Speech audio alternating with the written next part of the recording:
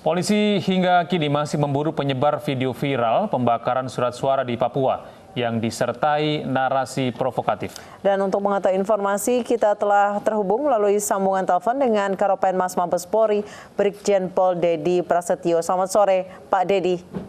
Selamat sore, Assalamualaikum. Waalaikumsalam warahmatullahi wabarakatuh. Pak Dedi, saat ini sudah dipastikan bahwa surat suara yang dibakar adalah surat suara kelebihan logistik atau surat suara sisa.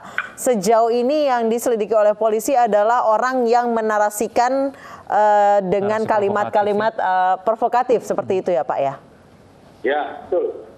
Jadi saat ini untuk Direktorat Kriminal Khusus Polda Papua sudah mulai mengidentifikasi ya penyebar akun tersebut yang menyebarkan konten-konten yang boleh dikatakan itu adalah hoax atau provokatif, betul Mbak. Jadi setelah dilakukan konfirmasi dan klarifikasi terhadap petugas KPU yang ada di sana, memang untuk dari Kapolres maupun Kabitumas menyatakan bahwa surat tersebut atau dokumen-dokumen semuanya itu boleh dikatakan sudah tidak terpakai lagi. Sehingga dari petugas di sana diputuskan untuk dibakar, Mbak. Sedangkan dokumen-dokumen penting antara lain dokumen pleno, formulir C1, kemudian rekapitulasi penghitungan suara, serta berita-berita acara penghitungan surat suara tingkat distrik itu semuanya sudah clear semuanya. Artinya sudah diamankan oleh pihak KPU.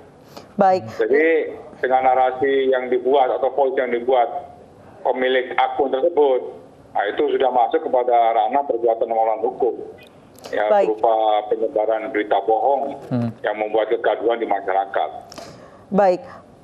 Kalau menurut dari KPUD di wilayah sana, Pak, di Papua, dikatakan bahwa pembakaran atau penghancuran kelebihan logistik ini disaksikan oleh pihak-pihak terkait, kedua mungkin dari partai-partai politik dan juga dari KPU dan Bawaslu setempat. Berarti pihak-pihak yang menyaksikan itu sebenarnya sudah jelas, Pak. Jadi siapa yang membuat narasi itu, bukankah mungkin bisa dicari dari sana, Pak? Ya. Sudah ada beberapa saksi yang terkait menyangkut masalah peristiwa tersebut sudah diminta keterangan oleh pihak Polres dengan pihak Polda berkolaborasi untuk melakukan proses penyidikan terkait masalah hal tersebut. Ya, kita sudah mengkerucut, sudah melakukan profiling dan identifikasi terhadap pemilik akun tersebut. Begitu, Mbak. Oke, apakah pemilik akun merupakan anggota partai atau bagaimana, Pak? Apakah sudah diketahui?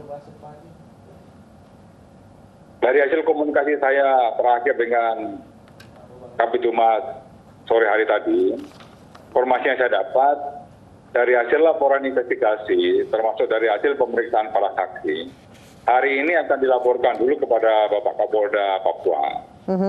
Nah, nanti dari hasil laporan atau ekspos dari penyidik kepada Bapak Kapolda Papua, baru nanti akan ada rencana tidak lanjut lagi, Mbak.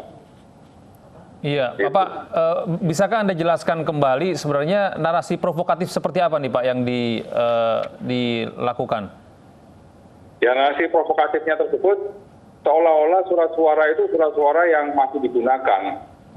Ya, dan surat suara itu surat suara yang masih memiliki nilai, artinya masih bisa mempengaruhi perolehan suara yang ada di Papua atau di distrik Tinggi Nambut itu, begitu, Mbak. Oke, jadi memang ingin dibentuk isu bahwa surat suara itu adalah surat suara yang sebenarnya sudah dicoblos oleh masyarakat, namun kemudian untuk menghilangkan barang bukti itu dibakar gitu ya Pak ya?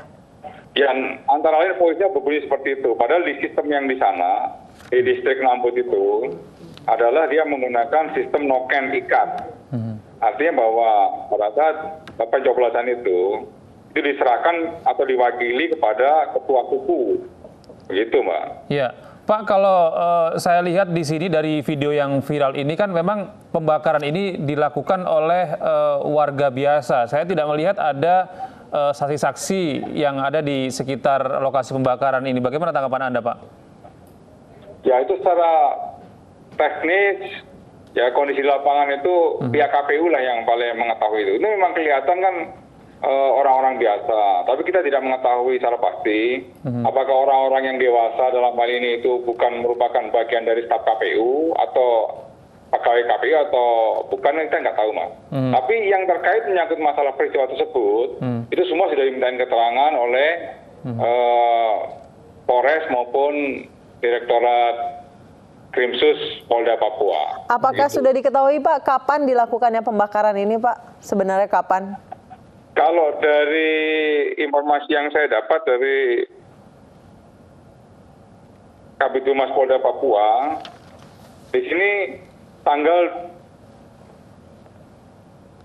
24 ya Mbak ya. Oke, berarti setelah pencoblosan ya Pak ya? Ya, setelah pencoblosan. Setelah pencoblosan gitu Pak. Lalu bagaimana Pak reaksi saat ini di distrik yang terjadi pembakaran kertas suara ini Pak? Kondusif, ya tidak ada hal-hal kejadian yang menonjol yang bisa mengganggu situasi keamanan di sana. Ya, begitu.